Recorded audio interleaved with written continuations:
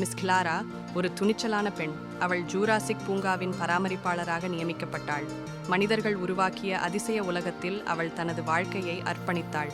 தினமும் தாவர உண்ணி டைனோசர்களுடன் பேசுவது, அவற்றை ஊட்டுவது, கவனிப்பது அவளின் அன்றாட வேலையாக இருந்தது.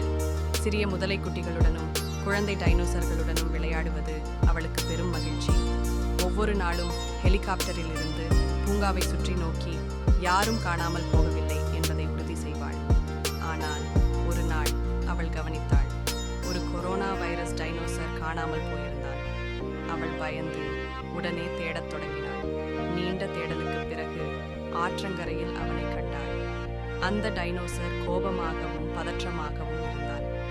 ஆனால் கிளாரா தைரியமாக ஒரு பெரிய கயிற்றை எடுத்தாள். அவனது தாடை பகுதியில் கட்டி மெதுவாக அவனை பூங்காவுக்கு திரும்ப கொண்டு வந்தாள். அவளது முகத்தில் சிரிப்பு மலர்ந்தது.